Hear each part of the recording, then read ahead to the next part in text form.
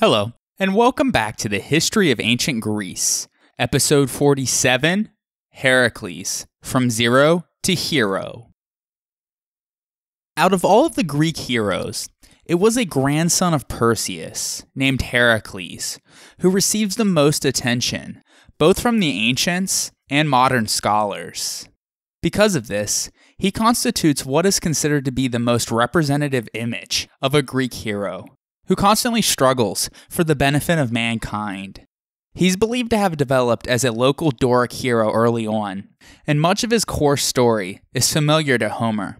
But throughout the centuries, his corpus of works would place him beyond the frame of a local hero, and he would become a pan-Hellenic hero, meaning that his deeds benefited all of Greece, rather than just one particular region or city.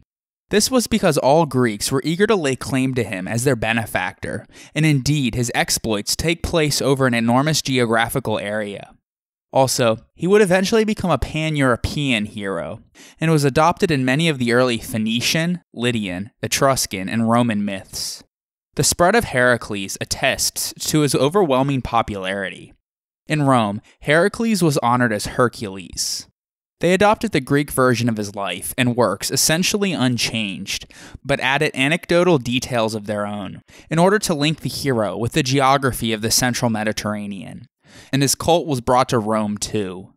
Herodotus also connected Herakles to the Phoenician god Melkart, and he was worshipped in a big way by both Greeks and Phoenicians on the island of Sicily.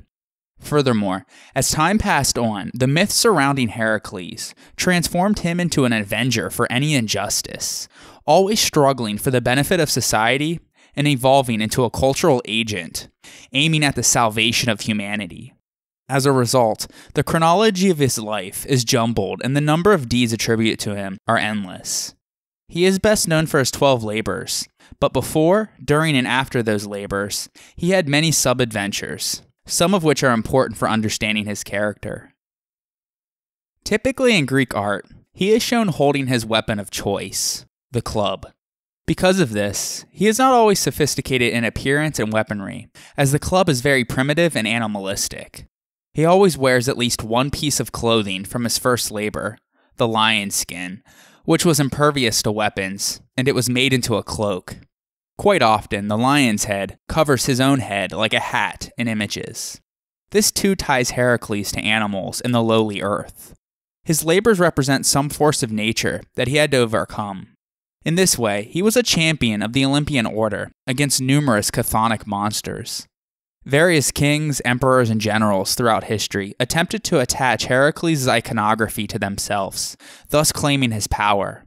For example, a coin of Alexander the Great shows him dressed as Herakles on the obverse, with a picture of Zeus seated on his throne and holding an eagle on the reverse.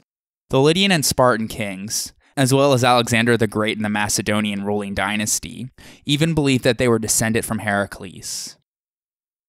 In 1936, Lord Raglan published the book The Hero, A Study in Tradition, Myth, and Drama.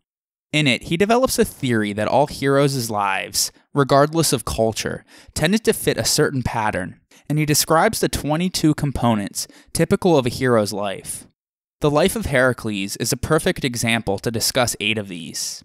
First, all heroes have a miraculous circumstance surrounding their conception and birth. Herakles was the son of Alcmene, who married Amphitryon. They lived in Tiryns, situated in the Argolid, near Mycenae and Argos. Before he could marry Alcmene, though, her father, Electryon, the king of Mycenae and a son of Perseus, had gone out with his 9 sons to battle the Taphians. His sons were all killed in this battle, though, and when the king returned, Amphitryon accidentally killed him. And so Alcmene's youngest brother, Sthenelus, took over and drove Amphitryon out of Mycenae, and he took Alcmene with him. The two went north to Thebes.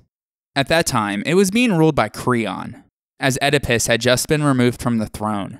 Amphitryon wanted to marry Alcmene, but she refused, unless he takes revenge for the death of her brothers by destroying the Taphians. So he leads an army of Thebans, recruited and backed by Creon, out to take on the Taphians. While he was gone, a still virgin Alcmene was visited by Zeus, who had taken a fancy to her, but she was virtuous and refused his advances. Zeus, though, saw that Amphitryon had just defeated the Taphians, so he transformed himself into the mortal Amphitryon and appeared before their home. Alcmene joyfully welcomed him in and had sex with Zeus, thinking it was her husband. The supreme god, in all of his power, lengthened the night so that the deed lasted 3 times longer than usual. After he finished, he went out the door. A little while later, the real Amphitryon came back, and he too wanted to have sex with his wife. Alcmene was confused, but they do it anyway. Out of these 2 unions, Alcmene became pregnant with 2 sons by 2 different fathers, Herakles from Zeus and Iphicles from Amphitryon.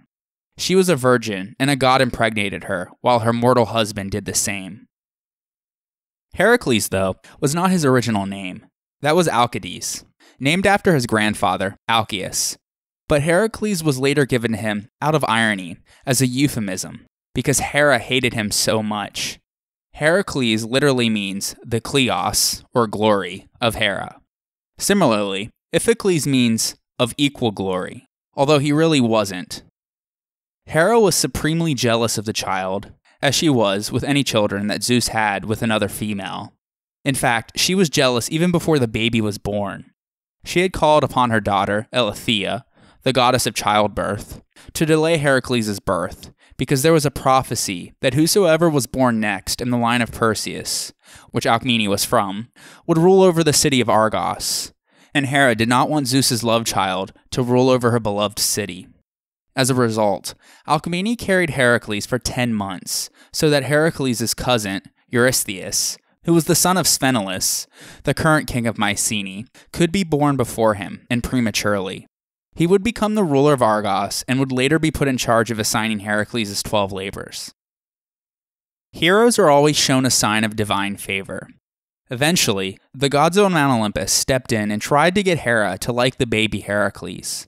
Fearing Hera's revenge, Alcmene had placed the infant Herakles exposed out into the woods at just a few months old. When Athena and Hera came across the abandoned baby one night, while taking a walk through the mountains, Hera was struck by his handsome features and decided to take him in to nurse him herself, since she was the ultimate mother. Nursing on the breast milk of Hera would ensure that the child attained immortality, and as such, it was a divine favor from the gods which they had arranged. But as Herakles nursed, his enormous strength, even as a baby, and his gluttonous nature, caused him to clamp down too hard on the nipple of Hera. The goddess screamed and pulled him away, with the result that the milk spurted across the night sky and formed the Milky Way. Athena then returned the child to Alcmene and told her that she must rear him from then on. Heroes encounter life-threatening danger at infancy. Hera was not satisfied with the fact that Herakles would not become the king of Mycenae, and so she tried to eliminate him. So she sends 2 snakes to kill both him and Iphicles in their cribs one night, because she couldn't tell which of them was Zeus' son. Iphicles, a mere mortal, began to cry when he saw the snakes.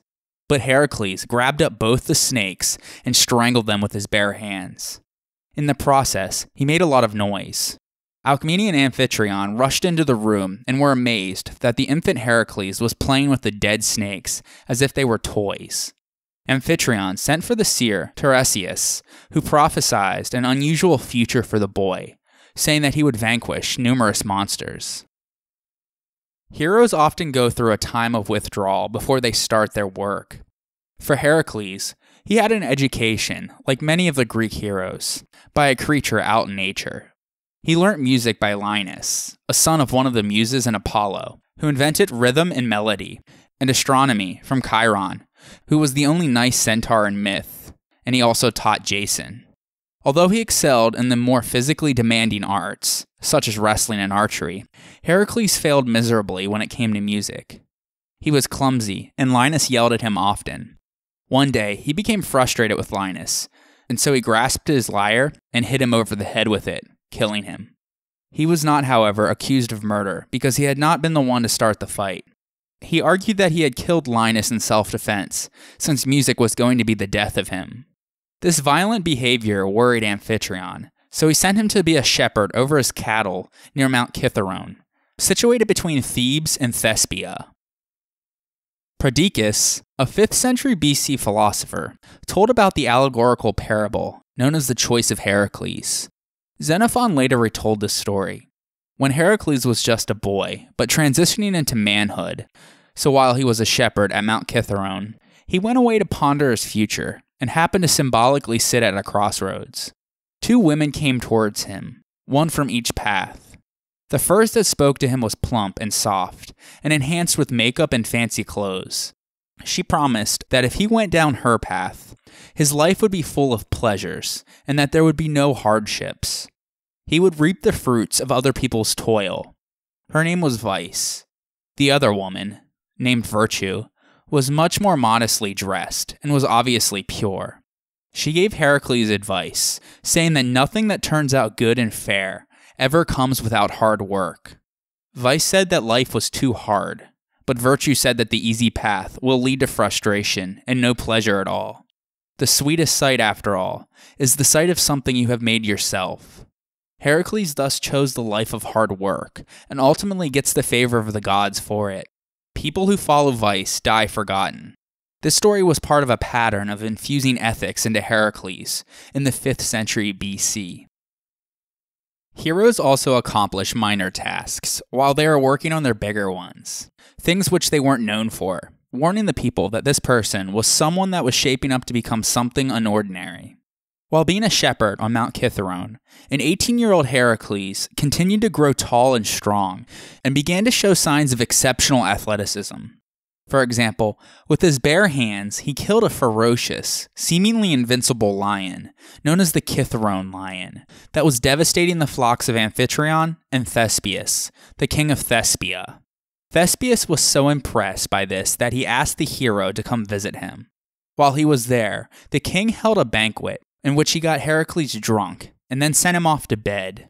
He then sent in his 50 daughters, one at a time, because he wanted Herakles to impregnate them all, so that he could have strong men like him in his city to defend it against the minions of Orchomenos, who were currently lording over Thespia. Herakles, in fact, did get each daughter pregnant. Many of the kings of ancient Greece later would trace their lines to one of these children, notably the kings of Sparta and Macedon. When the envoys came from Erginus, the king of the minions, to collect tribute, Herakles cut off their ears and noses, tied them around their necks, and sent them back. He then broke into the temples, took all of the weapons dedicated to the gods, and gave them to the people of Thespia. A battle ensued, from which the Thespians and Herakles were victorious, and the city of Orchomenos now found itself under the control of Thebes. There is also a major task, the reason for which the hero came. After his time as a shepherd, as a reward for his help against the minions, Herakles got married to Megara, the daughter of Creon, the king of Thebes, and by her he had several children, all of whom he loved very much.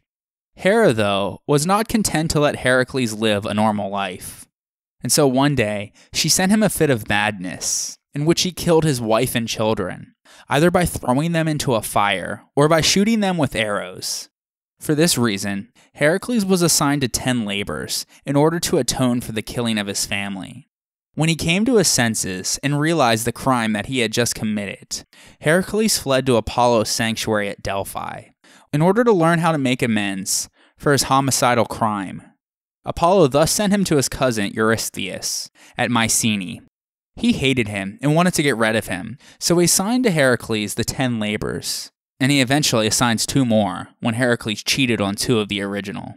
He had 12 years to accomplish these penalties, and these were all superhuman tasks, things that the average human couldn't accomplish. The first of the labors of Herakles, commanded by Eurystheus, was to destroy the lion of Nemea.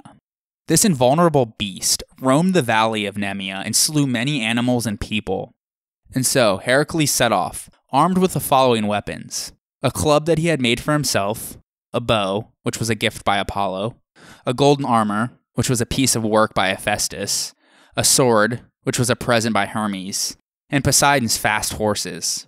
When he arrived at Nemea and spotted the lion from a distance, he shot his arrows at the beast, but without any success, as his arrows could not penetrate its skin. From a closer distance, he tried to pierce the lion with his sword, or smash his club into it, so as to destroy it, but this was also to no avail. Eventually, Herakles fought the lion with his bare hands. After some time, he managed to wrap his hands around its neck and strangle the creature to death. Then, he sacrificed a ram in honor of Zeus. Tradition has it that, in memory of his victory, Herakles established the performance of athletic games at Nemea. Carrying the lion on his shoulders, he returned back to Mycenae, and upon seeing him, Eurystheus was filled with fright and awe. He realized that Herakles possessed imperishable power and that he was in great danger. So he ordered him not to ever again enter Mycenae and to demonstrate the trophies of his feats from outside the walls of the city.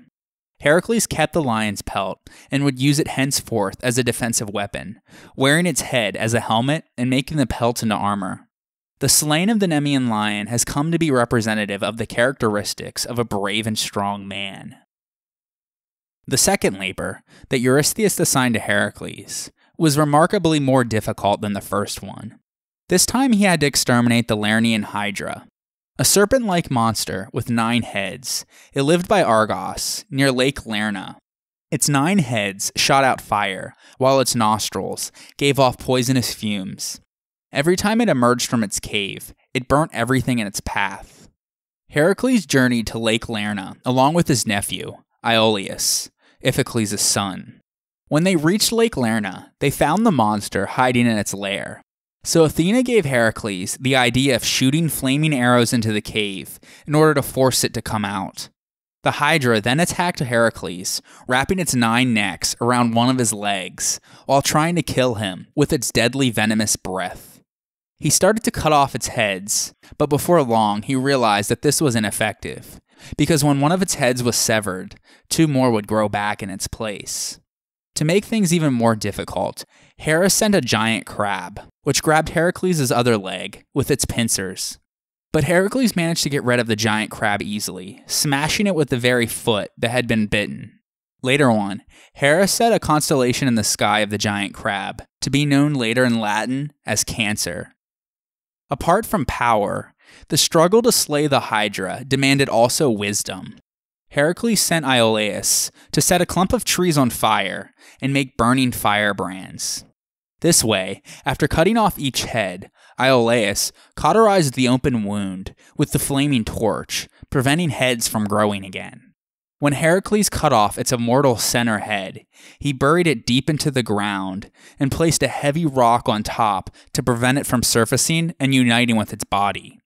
Herakles then skinned the monster and dipped his arrows in its poisonous blood. Henceforth, his arrows would be very deadly. The hero returned to Eurystheus and announced the extermination of the monster, but when the king found out about Iolaus' help, he declared that this feat would not count, as he did not complete it on his own. A main element of this myth is that in the ancient world, it was quite often believed that serpents of some kind guarded lakes, and that lakes were believed to be entrances to the underworld.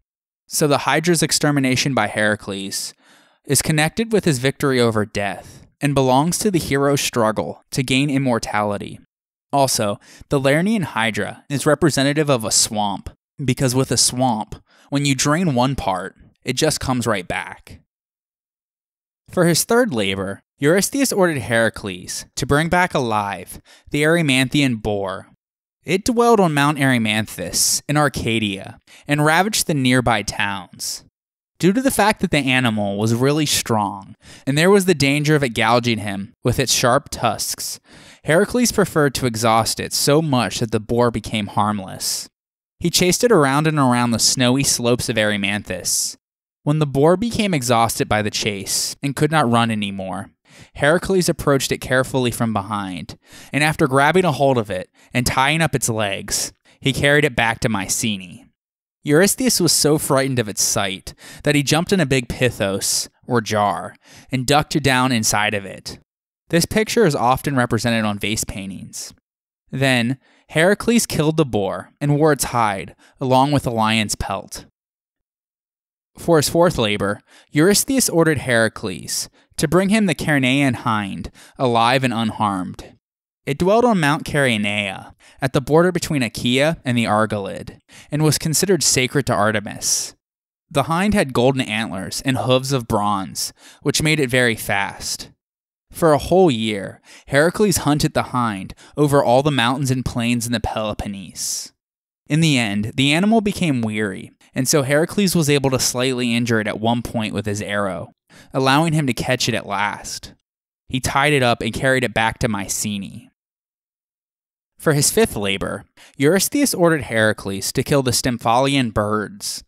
Along the densely vegetated banks of Lake Stymphalis in northern Arcadia, there had migrated a flock of birds that were both wild and cruel. They were vicious man-eaters, bearing iron wings which could shoot their feathers like arrows. They ravaged the fields and the gardens and caused tremendous damage to both animals and people. There were so many of them that when flying, they hid the sunlight. Arriving at the banks of the lake, Herakles armed his bow, but he found that it was difficult to spot the birds nesting in the dense vegetation. So Athena gave him a pair of bronze crotala, or castanets, made by Hephaestus, which made a loud noise when clashed. With this weapon, Herakles approached the bank of the lake and began clashing them as loudly as he could. The birds were scared out of the trees, and so Herakles had the chance to shoot at them with his arrows. As they took flight, he killed as many as he could. The rest escaped to an island in the Black Sea, where later the Argonauts would encounter them. For his sixth labor, in order to humiliate Herakles, Eurystheus ordered him to clean up the dung from the stables of Augeas. He had to do this in a single day, on his own and with his two bare hands. Augeas, a son of Helios, had countless herds of cattle and sheep that spread all over his kingdom in the rich and fertile land of Helia. Eventually, there came a time when the population was confronted with an enormous amount of dung and the unbearable stench that emitted, which made breathing impossible. There seemed to be no solution, since the king didn't have enough servants in order to clean it up. So in steps Herakles. When he arrived at Elis, he did not carry the dung away with his own hands, though. Instead, he dug up a deep ditch through the king's stables and rerouted the river Alpheus that was flowing nearby. In a few hours, the filth was washed away and the stables were cleaned. When Eurystheus learned the method that he used to complete the task, he refused to count the success of this labor against the required 10. For his seventh labor, Eurystheus ordered Herakles to bring back the Cretan bull alive. After Pasiphae's lustful union with the bull of Poseidon, which created the Minotaur, the bull was let free. But this fierce bull, which emitted fire from its mouth, ravaged the crops and orchards around Knossos. So Herakles journeyed to Knossos and asked King Minos for permission to capture the bull. Minos agreed, and so Herakles, armed with his club and some rope, started to chase after the bull. Eventually, he managed to catch it by the horns and tied up its legs using the rope. He then carried it back to Minos and afterwards took it to Mycenae. Eurystheus saw the bull, admired its beauty, and wanted to dedicate it to Hera. The goddess, though, refused his gift, and so Eurystheus let the bull go free. While wandering from the Argolid to the plain of Marathon, it caused tremendous damage. Later on, Theseus captured it there and sacrificed it to Apollo. This myth constitutes a posterior combination of local myths from Crete, Argos, and Athens, which would have been incorporated into the labors of Herakles later on. For his eighth labor, Eurystheus sent Herakles to bring him the horses of Diomedes. He was the son of Ares and a king of a war tribe, the Bistones, named after Lake Bistonus in Thrace, around which they lived. Diomedes kept 4 man-eating horses in his stables. He fed them every foreigner arriving in his land, or every disobedient citizen. The horses were tied with heavy chains on their bronze manger and were watched over by numerous guards. Herakles, along with his companion Abderos, traveled to the land of the Bistones. After a short fight, they overpowered the guards. On being informed of the incident, Diomedes asked the Bistones to pursue the invaders. Herakles entrusted the horses to Abderos and rushed back to fight Diomedes and his pursuers, single-handedly. After the loss of a lot of men, the Bistones retreated. Herakles then returned to the boat, where he found that the horses had eaten Abderos. In revenge, he threw Diomedes into the bronze manger, feeding the master to his own horses. He then founded a city called Abdera in honor of his slain companion. Eating made the horses calmer, so Herakles then took them back to Mycenae, where he gave them to Eurystheus. He set them free, and after wandering for a long time, they reached Mount Olympus. Zeus refused them, though, and so he sent wild wolves, lions, and bears to kill and eat them. For his 9th labor, Eurystheus ordered Herakles to bring him the famous belt of Hippolyta so that he could give it to his daughter. The tribe of the Amazons lived on the northern shores of the Black Sea. The queen of this warrior tribe, where women had the prominent role, was Hippolyta, a daughter of Ares. Her father had offered her a marvelous belt, a symbol of her high rank among the rest of the Amazons. Herakles, accompanied by select, brave young men, such as Telamon, Demolaon, and Autolycus, set out for the land of the Amazons. After various adventures, he finally arrived at their shoreline. Upon learning of their arrival, Hippolyta and the other Amazons went to welcome them. Herakles revealed the purpose of his journey to Hippolyta right away, and she was so impressed by him that she agreed to give him her belt.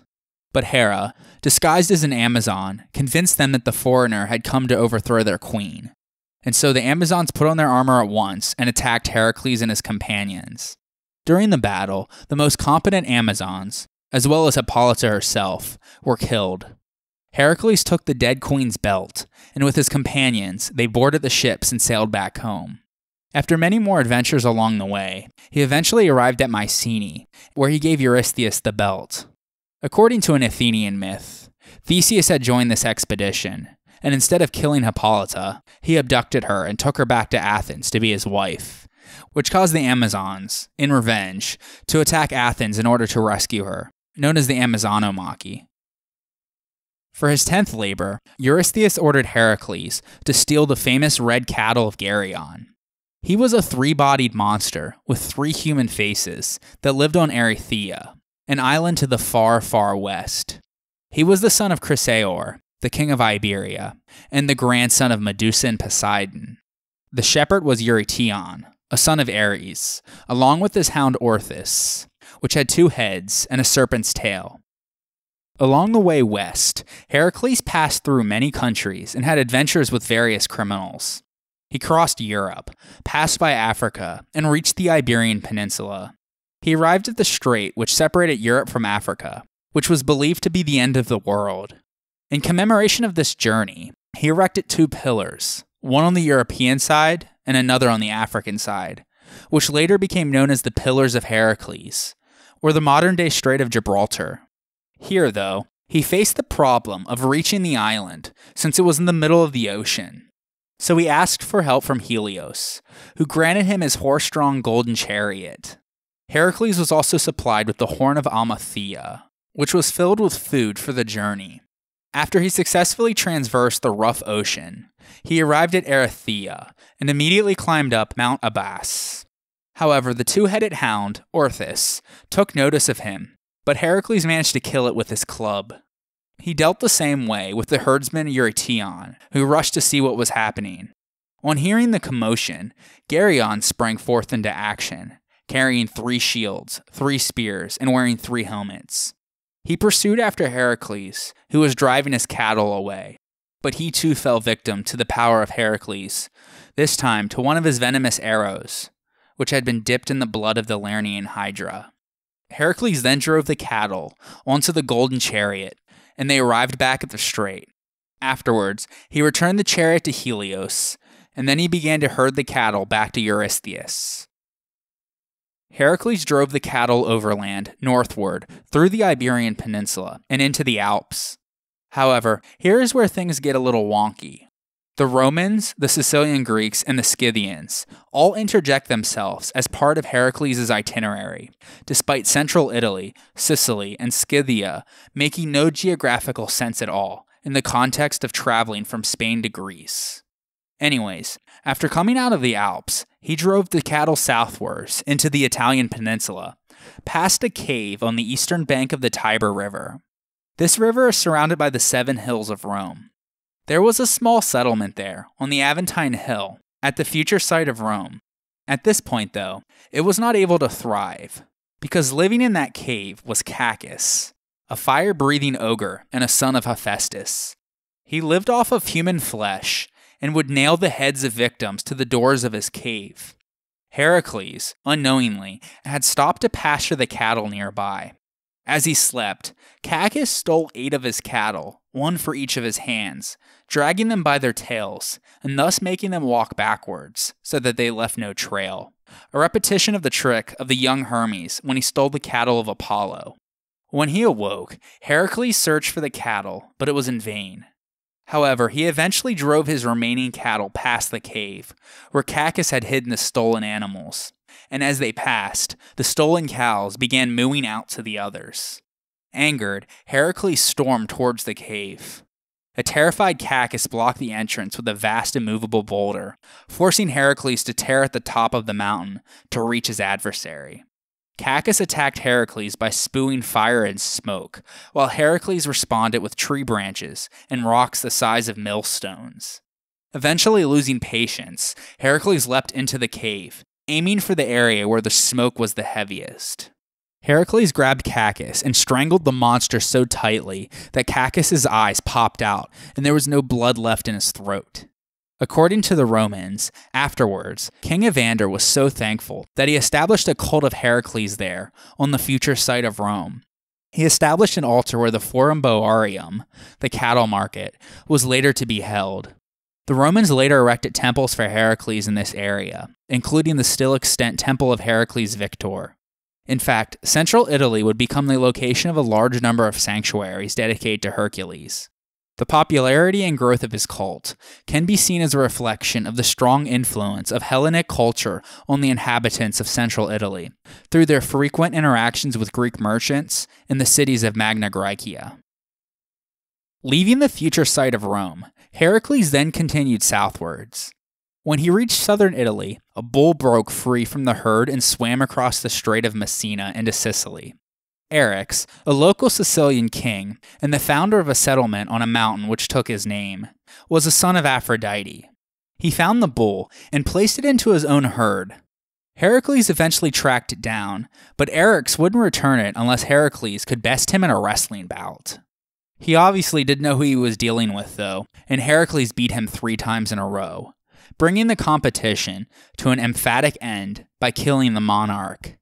Reclaiming his errant bull, Herakles agreed to hand over Eryx's territory to the local indigenous people, as long as they agreed to give it back to his descendants, if they ever presented themselves in Sicily. Leaving the island, Herakles marched northwards through Italy once again. He eventually made his way to the shores of the Black Sea. According to Herodotus, Herakles was driving the cattle of Geryon through what would later become Scythia, when one morning he awoke and discovered that they had disappeared again. While searching for them, he found in a cave a double-formed creature. Above the buttocks, she was a woman. Below them, a snake. Though Herodotus does not name this creature as Echidna, the mother of monsters, the description sure fits. She had the cattle and promised to return them if Herakles would have sex with her.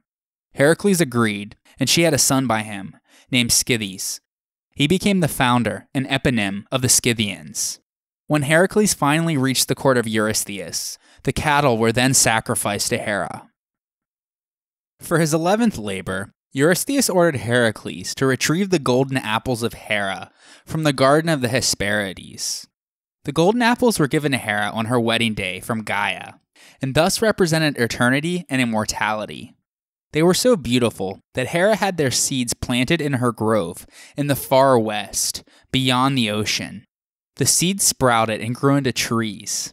Near the orchard, there was the place where Atlas was holding the pillars, supporting the heavens on his shoulders. This also is where the Hesperides lived.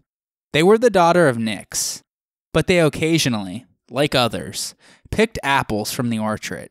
This is why Hera placed Ladon, an enormous serpent, as a safeguard. Herakles first had to find out where the Garden of the Hesperides was located, so he set off for his long journey, traveling first through the countries of the north.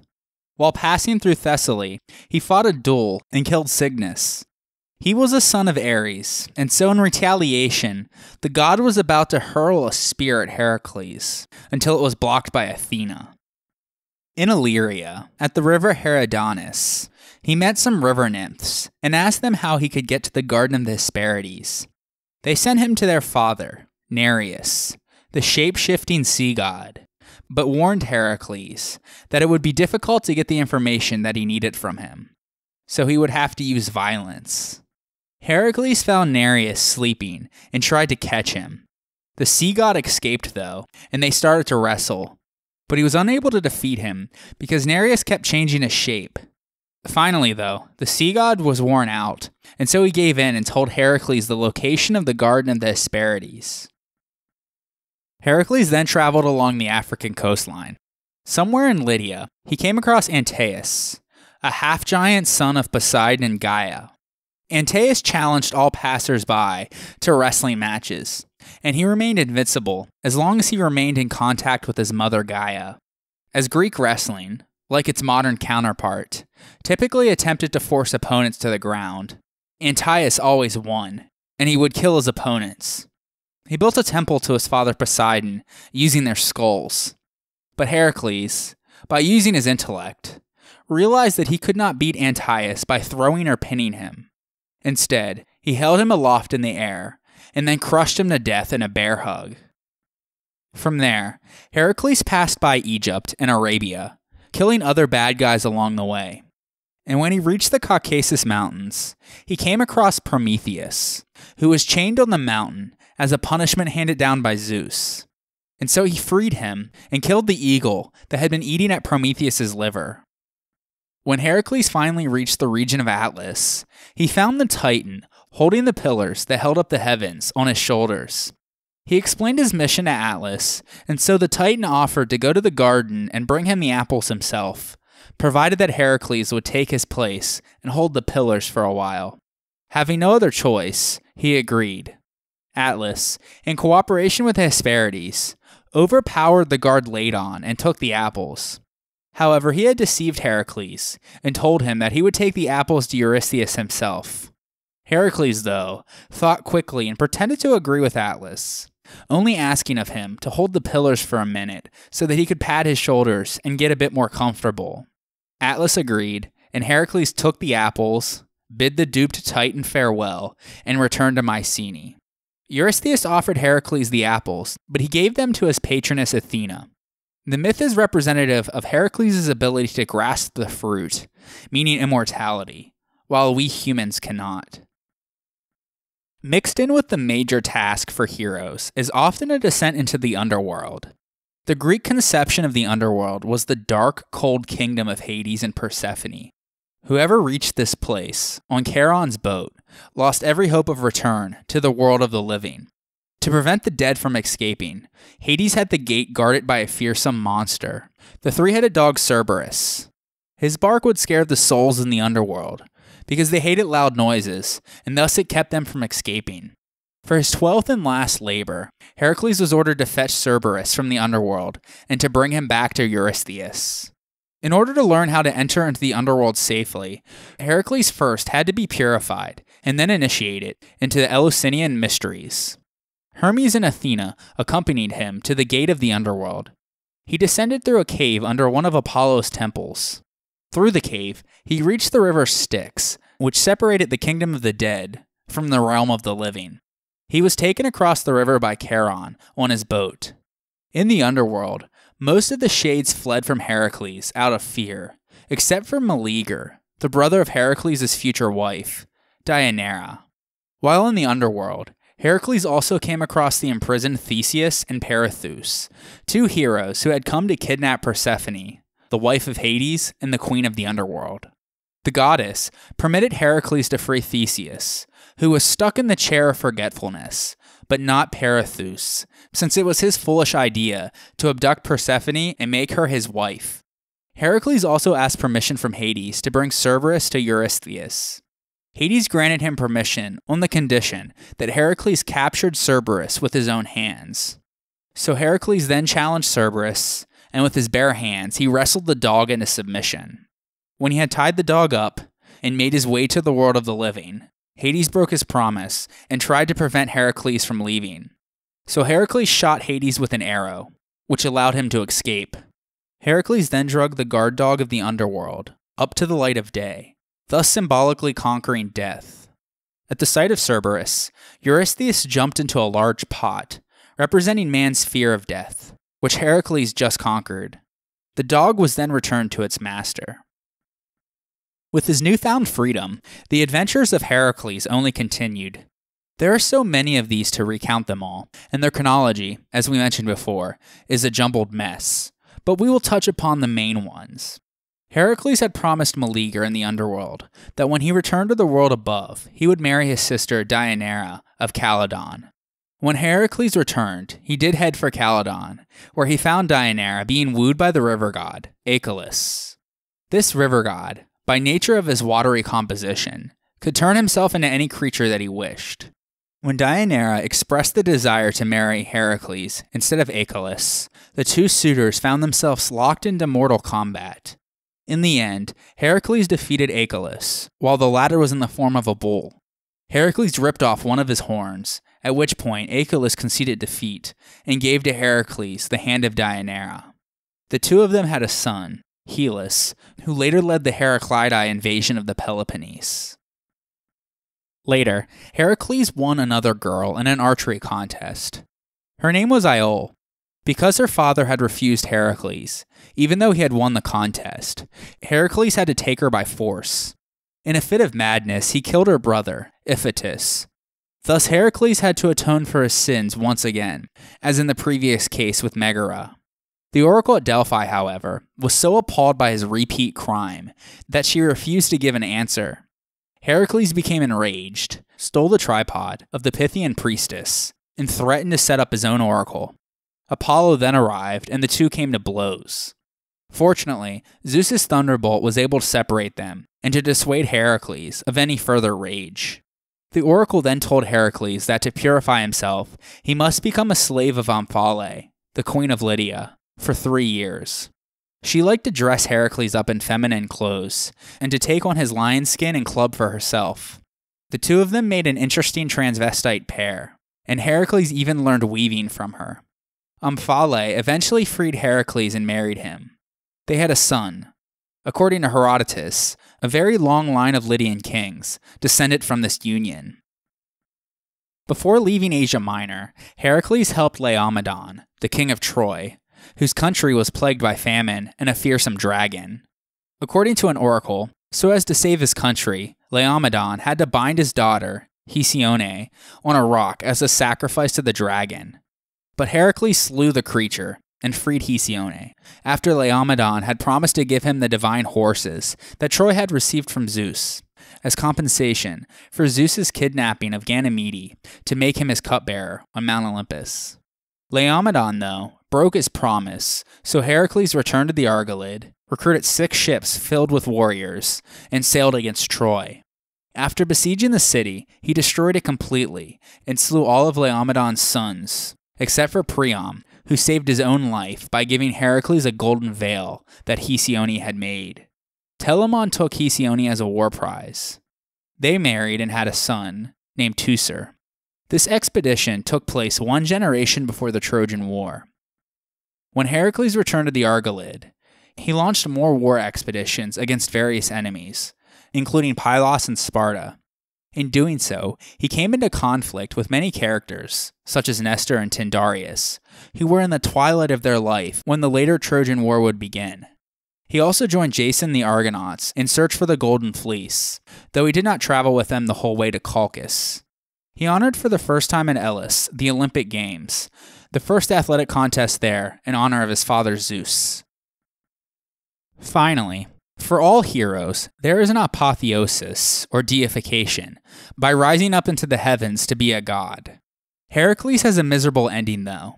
His wife, Deianira, became so jealous that he was accompanied by Iole, and was so afraid that he might love her more than herself. It so happened that one day, while crossing a particularly dangerous river, a strange incident took place that eventually led to Herakles' ultimate downfall.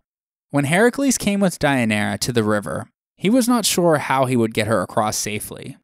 A centaur named Nessus arrived and promised that she could ride on his back safely to the other side. However, while on the other side, Nessus decided to take advantage of Deianira, since Herakles was still across the river. Herakles, upon seeing what was happening, shot one of his poisonous arrows into Nessus and killed him. Before Nessus died, though, he told Deianira to take some of his blood because it had special qualities to it. For if Herakles ever began to lose affection for her, the blood could be used to restore his love. It was a trick, though, since the blood had been tainted by the highly venomous arrows with the Hydra's poison on them. So when Deianira finally decided to act, she rubbed some of this supposed love potion on a shirt for Herakles to wear. When he put it on, it burned his skin like napalm, and nothing he did was able to counteract the fiery acid. When the agony reached such an intense level that he could not bear it any longer, he built his own funeral pyre on Mount Oeta and climbed atop it. He begged passers-by to light it up, wanting to end his misery, but nobody was willing. Finally, some random character passed by, who became important later in myth, a young Philoctetes of Thessaly. In exchange for him lighting it up, Herakles gave to him his bow and arrow, which never misses its mark. Philoctetes used this bow and arrow to kill Paris in the later Trojan War. Anyways, Herakles' body was burned up, but the fire only purged him of his mortal parts, so that with a clap of thunder and the descent of a cloud, Herakles' body rose up onto Mount Olympus, at which point he became an Olympian god and was reconciled with Hera once and for all. Herakles' deification was a classical period invention, though, which creates an awkwardness with Homer's account, in which Odysseus encounters Herakles in the underworld. The heroic persona of Herakles is important. Extraordinary strength, courage, ingenuity, and sexual prowess were among the characteristics commonly attributed to him. Herakles used his wits on several occasions when his strength did not suffice, though, such as when laboring for the king Aegeus of Elis, wrestling the giant Antaeus, or tricking Atlas into taking the sky back onto his shoulders. But he is a bundle of contradictions, because he is both man and god, and thus has qualities of both. He has the extremes of human fragility and failure. He was an extremely passionate and emotional individual, capable of doing both great deeds for his friends, such as wrestling with Thanatos on behalf of Admetus, or restoring his friend Tyndareus to the throne of Sparta after he was overthrown, but also being a terrible enemy who would wreak horrible vengeance on those who crossed him, as Aegeus, Neleus, and Laomedon all found out. He is apt to have fits of rage, and thus he kills his own family. He wears the lion skin to represent the fact that humans are more like beasts than gods. When he wrestles the Erymanthian boar in the snow, which was ravaging the countryside, he is naked and vulnerable as a man. He is a notorious drunkard, glutton and womanizer, driven by his passions, not intellect. At some point, he is humiliated and forced to dress as a woman, showing his weakness, and he is ruled and controlled by his cousin Eurystheus. Yet he also has the extremes of divine achievement. He is a reconciler, liberator, civilizer, and subduer, so that civilization can thrive. By conquering dangerous archaic forces, he makes the world safe for mankind and becomes its benefactor. He kills the Hydra and drains its swamps to make the area livable. He also diverts a river to flow through the stables, which stretches for miles with horse manure, and cleans them, acting as an irrigation system. He destroys monsters, goes through rites of passages by killing boars and deer, and he kills bandits, alters the landscape, completes life's passages, and conquers death, all because we as humans cannot. Herakles mediates the contradictory in one person and intervenes to solve an internal dispute between gods and man, reconciling them in one body. He killed his wife and thus commits the most heinous of sins, also that he can expiate for mankind through his own labors. Thus he practices vicarious atonement.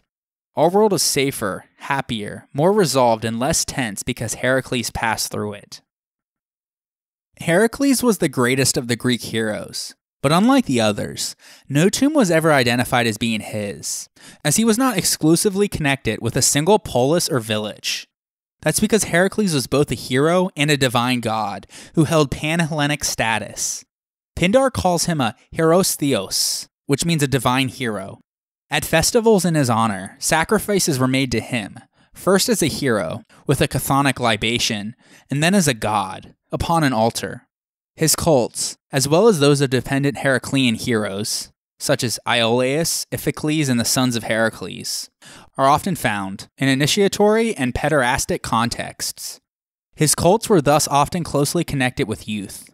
Furthermore, there was a mythological tradition that after Herakles died, he was transported to Mount Olympus, where he married Hebe, the personification of youth.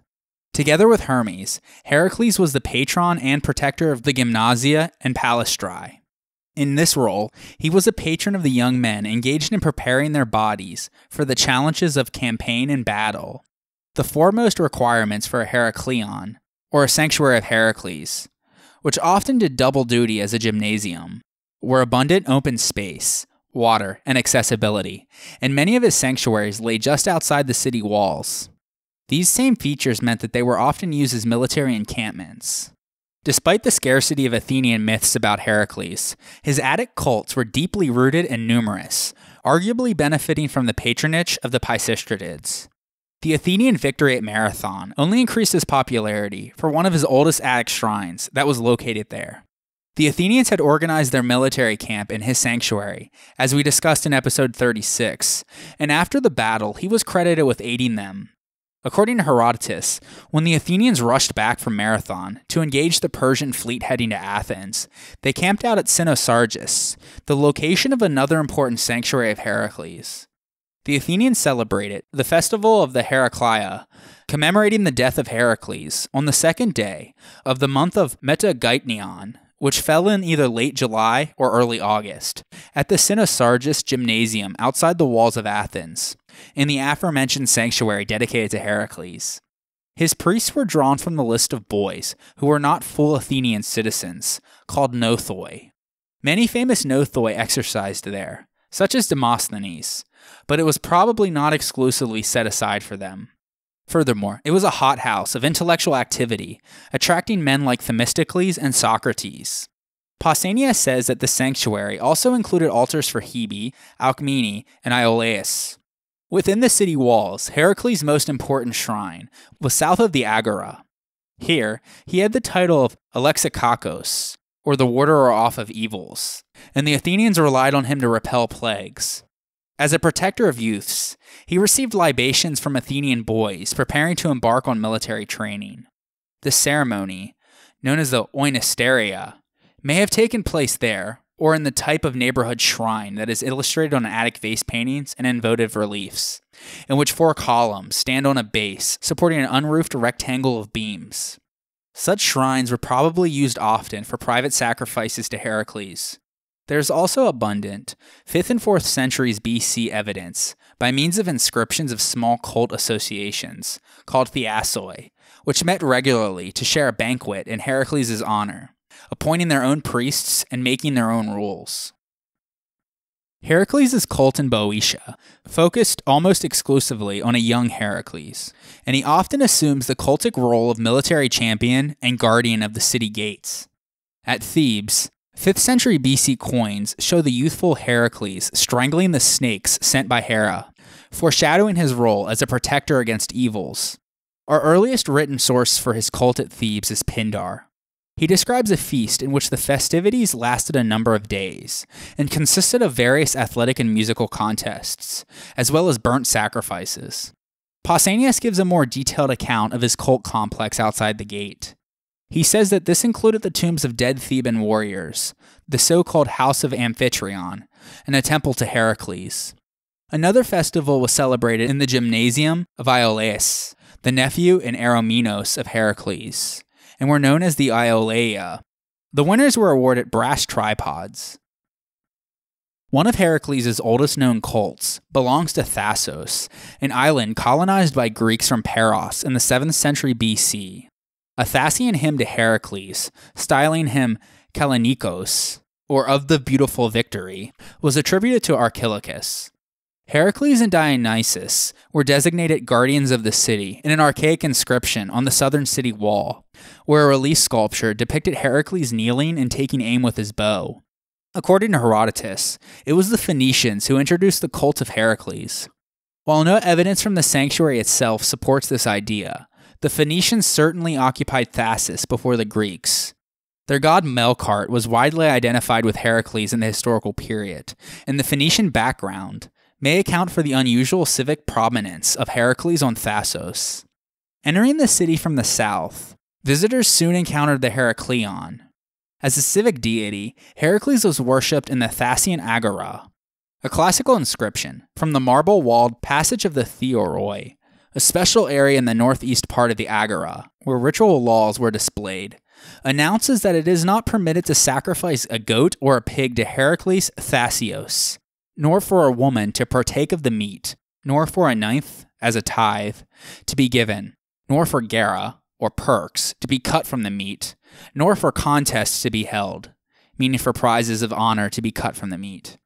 These restrictions seem to focus on saving the animal's meat all for one purpose, whether for a Holocaust sacrifice in Chthonian style, or more likely some strictly equal division of meat among a group of privileged men.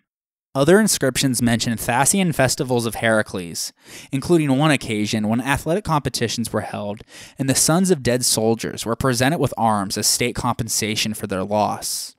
On the whole, the evidence from Thasos gives us a picture of a warlike Herakles, concerned above all with male bonding and communion. Because of his more than likely Bronze Age roots in the Peloponnese, the Iron Age Dorian peoples who settled there appropriated Herakles as an ancestor in order to legitimize their claims to the land. Herakles himself was denied the kingship of Argos, but according to myth, his descendants returned and conquered the land by right. Stories of his exploits overseas similarly served to justify Dorian colonization, first in the Aegean islands of Rhodes and Kos, and later in the west. Thus, many elite families and tribes, including the kings of Sparta, trace their ancestry to him.